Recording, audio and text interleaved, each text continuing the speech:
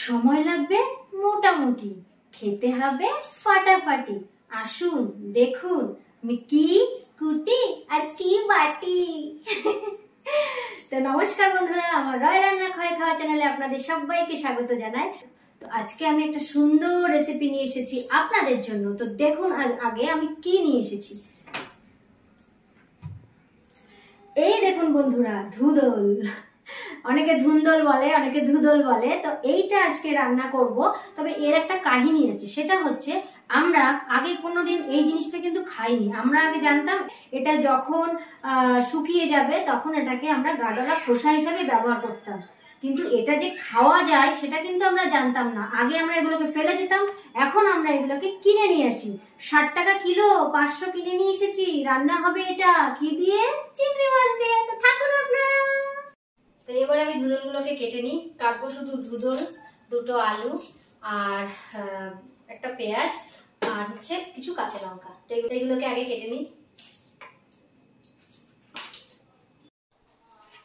এই দেখুন বন্ধুরা, হয়ে গেল কাটা।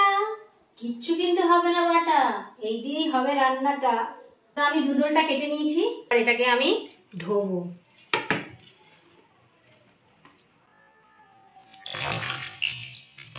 তো দেখুন ধুদলটা তো ধোয়া হয়ে গেছে। এবার আলুটা কেটে ধুয়ে নিয়েছি, পেঁয়াজ আছে আর লঙ্কা কুচি আছে। তো ধুদলটা কেটে ধোয়া হয়ে গেছে। এবার আমি কি কি কেটেছি দেখুন। ধুদল তো ধোয়া আছে। এবার এটা আলু কেটে ধোয়া হয়ে গেছে, আছে কিছু পেঁয়াজ কুচি আর কয়েকটা চেরা কাঁচা লঙ্কা। এবার আমি রান্নাটা শুরু করবো। আসুন আপনারা। এবার গ্যাসটা জ্বালিয়ে নিই।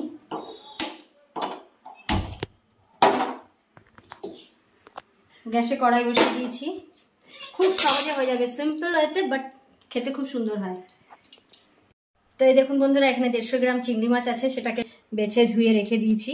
তো এই হচ্ছে আমার রান্নার উপকরণ। শুধু লাগবে একটু কালো জিরে আর জিরের গুঁড়ো। তো দেখুন আপনারা আমি কেমন ভাবে বানাই।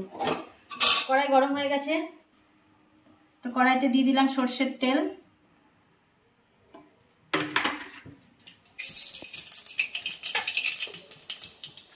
সাথে দেবো একটা কাঁচা লঙ্কা চেরা।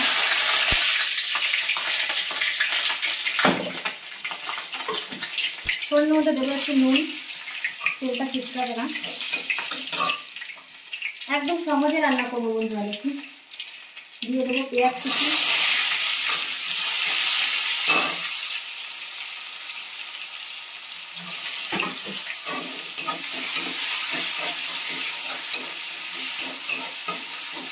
একটু ভাজা ভাজা হবে পেঁয়াজটা।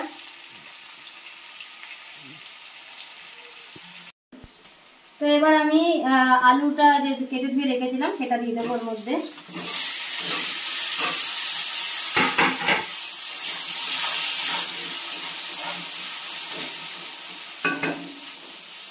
দিয়ে দেবো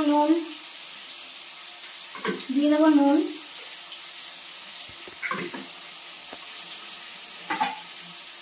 আর চেরা কাঁচা লঙ্কাগুলো দিয়ে দেবো। তো এবার একটু নেড়ে চেড়ে এটাকে ঢাকা দিয়ে দেবো। ঢাকা দিয়ে দিলাম। আর এদিকে দেখুন কি করছি। তো এদিকে বন্ধুরা, চিংড়ি মাছের মধ্যে একটু নুন আর হলুদ মাখিয়ে নেব।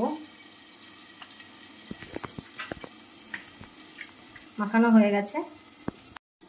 আর ঢাকনাটা তুলে দিলাম, একটু নেড়ে দেবো।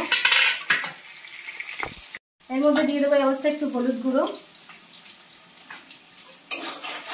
গ্যাসের জালটা বাড়িয়ে দেবো, ফ্লেমটা বাড়ানো থাকবে। হলুদ গুঁড়ো দিয়ে দিলাম।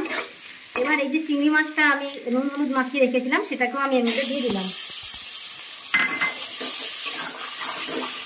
মনে হচ্ছে না খুব সহজ ভাবে করছে, কিন্তু আসলে খেতে খুব ভালো হয় বন্ধুরা। আপনারা দেখবেন, আপনারা একদিন অন্তত বাড়িতে বানিয়ে খেয়ে দেখবেন। একদম আমি যেমন ভাবে বানাচ্ছি সেই পদ্ধতিতে, অনেক সহজে। কারণ অনেকে আমরা অফিসে যান, অনেকে বাড়ির সমস্ত কাজকর্ম সেরে অফিস যেতে হয়, অন্যান্য নানান কাজে সবাই ব্যস্ত থাকি। তো সেখানে যদি এরকম চটজলদি কিছু রান্না কিন্তু খেতে খুব ভালো হয়, তাহলে মন্দ হয় না বলুন।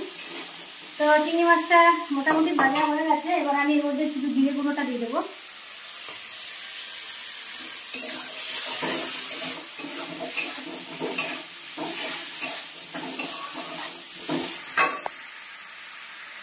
এবার এই জিরের গুঁড়োটা রেখেছিলাম যে বাটির মধ্যে, সেখানে একটু সামান্য জল দিয়ে দিলাম তার মধ্যে করে। মশলাটা যাতে লেগে না যায়। দিয়ে দিলাম 2 দানা চিনি, নুন মিষ্টি ব্যালেন্স করার জন্য সামান্য চিনি দিয়ে দিলাম। একটু ঢাকা দিয়ে দেবো সামান্য কিছুক্ষণের জন্য। ঢাকনাটা তুললাম। তো এই অবস্থায় আছে। এবার আমি দুধটা দিয়ে দেবো, কারণ এখানে কিন্তু আর কোনো জল ব্যবহার করব না, দুধল থেকে একটা জল বেরোয়, তো সেই জন্য দুধলটা দিয়ে দিলাম। এখানে কোনো জল দেবো না। আমার রান্না কিন্তু প্রায় লাস্টের দিকে।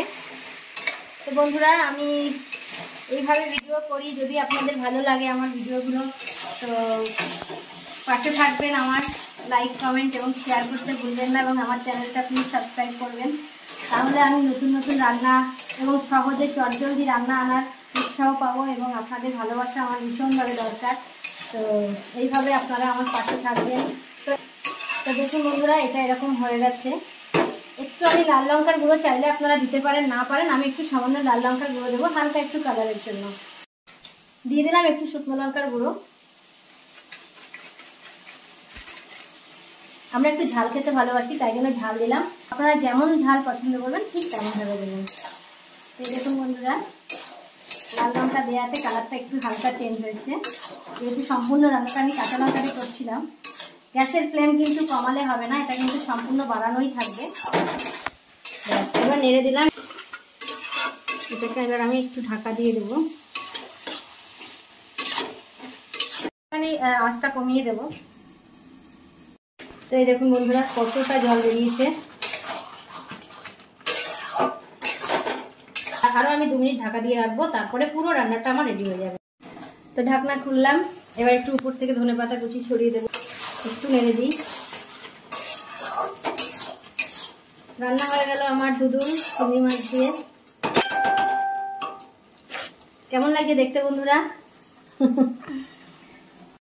তো বন্ধুরা, হয়ে গেল দুদুল আর চিংড়ি মাছ দিয়ে দুর্দান্ত স্বাদের ফাটাফাটি একটা রান্না। আপনারা বাড়িতে অবশ্যই ট্রাই করবেন, এবং আপনারা অবশ্যই আমাকে জানাবেন যে আমার এই রেসিপিটা কেমন হলো। যদি ভালো লাগে লাইক কমেন্ট এবং শেয়ার করতে ভুলবেন না, এবং আমার চ্যানেলটা প্লিজ প্লিজ প্লিজ সাবস্ক্রাইব করবেন। তো আজকের মতো